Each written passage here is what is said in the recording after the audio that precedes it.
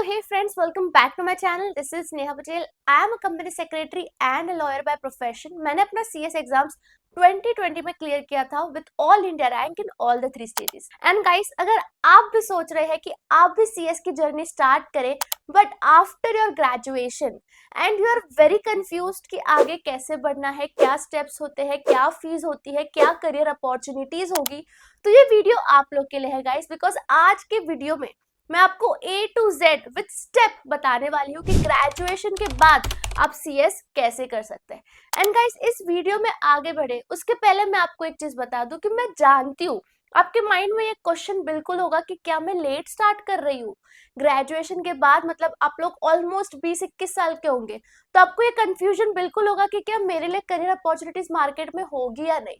तो मेरी ये बात प्लीज आप ध्यान से समझो. चाहे 19 ईयर्स में कोई CS बना हो, 20 साल में बना हो, 25 में बना हो, 30 में बना हो, मार्केट में करियर अपॉर्चुनिटीज सबके लिए है. गाइस, मैं इतने सारे टॉप कंपनी सेक्रेटरीज के साथ पॉडकास्ट करती हूँ जो टॉप कंपनीज के हेड CS है. एंड गेस व्हाट, उनमें से काफी सारे लोगों को मल्टीपल अटेम्प्ट्स लग गए. 5 attempt, 8 attempt, 10 attempt, but then too वो लोग आज बहुत अच्छे पोजीशन पर है.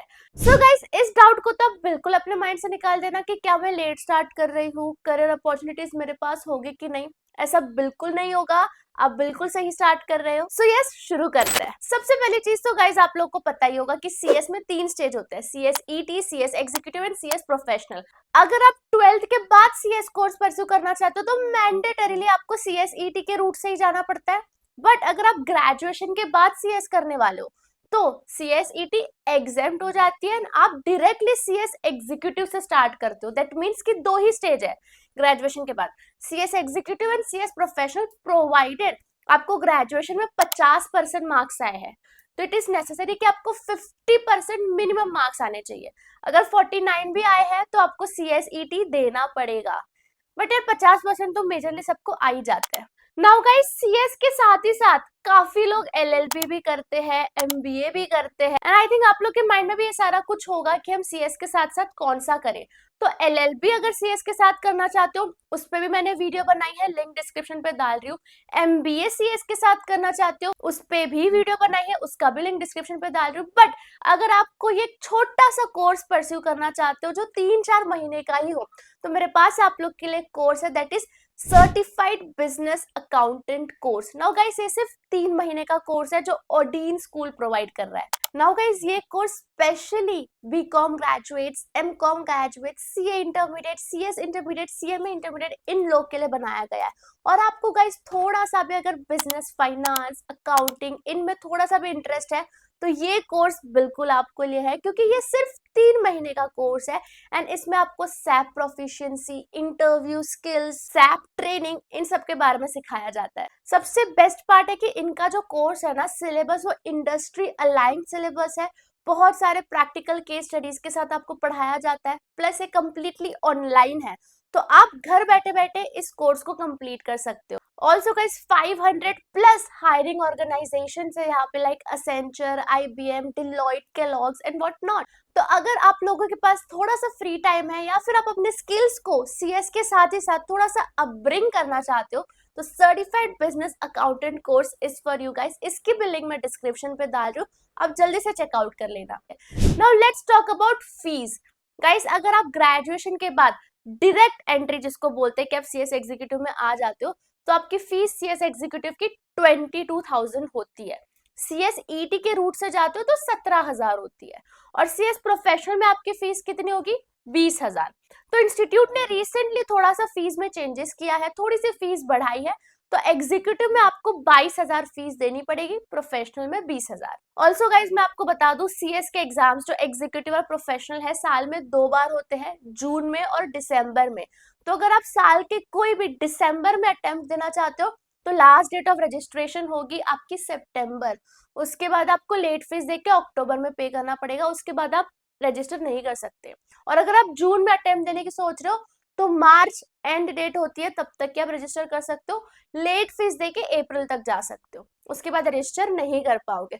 तो प्लीज डेडलाइंस पे ध्यान रखना जैसे ही आप रजिस्टर करने जाओ। Now guys let's talk about training. देखो यार गाइस, आप जैसे ही एग्जीक्यूटिव क्लियर कर लेते हो, फिर आपके पास ऑप्शन आता है कि आप अपनी 21 मंथ्स की प्रैक्टिकल ट्रेनिंग स्टार्ट कर दो। वो तो मैंडेटरी है, वो ग्रेजुएशन के बाद भी आपको करनी पड़ेगी।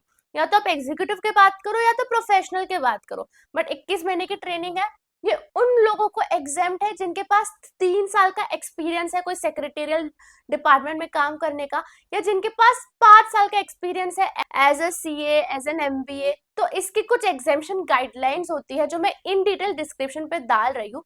अगर आप उस कैटेगरी में फॉल करते हो तो आपको 21 महीने ट्रेनिंग का एग्जाम्शन मिल जाएगा, वरना आपको एग्जीक्यूटिव, प्रोफेशनल और 21 महीने की ट्रेनिंग भी करनी पड़ेगी। उसके बाद ही आपके नाम के आगे सीएस लग पाएगा। नाउ गाइस, आई होप यहाँ तक मैं क्लियर हूँ कि सीएस अगर आप ग्रेजुएशन के बाद करना चाहते हो तो आपको सीएस एग्जीक्यूटिव डायरेक्ट रूट से जाना पड़ेगा।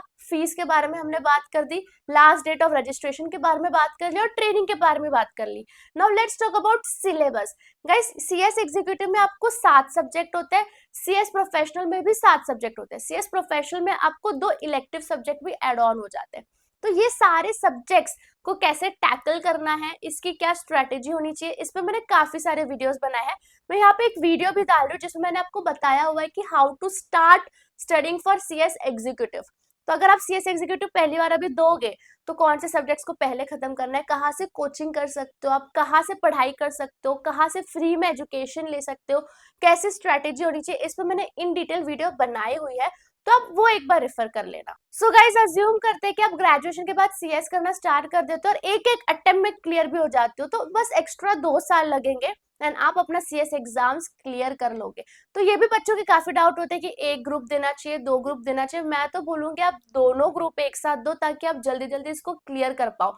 बट जैसे ही आप 2 ग्रुप देना चाहोगे तो गाइस प्लीज मेक श्योर करना 1 साल का गैप चाहिए। अगर आप 2 ग्रुप देना चाहते हो, 6 महीने के टेन्योर में आप सिर्फ एक ही ग्रुप दे सकते हो। तो अगर आप ऐसा सोचो कि मैं 6 महीने में 2 ग्रुप दे दूं तो थोड़ा सा डिफिकल्ट है, बहुत हेक्टिक हो जाएगा। एंड अगर आप जॉब गोइंग हो तो फिर एक एक ग्रुप दो, क्योंकि फिर आपके लिए डिफिकल्ट हो जाएगा जॉब और दोनों ग्रुप मैनेज करना। बट अगर आप ना जॉब गोइंग हो, आप घर पे ही हो, तो दोनों ग्रुप एक साथ दे देना, वो ज्यादा बेटर होगा। ऑल्सो गाइस, सैलरी कितनी मिलेगी आपको उस पे भी इन डिटेल वीडियो बनाया हुआ है, वो भी मैं डिस्क्रिप्शन पे डाल रही हूँ लिंक।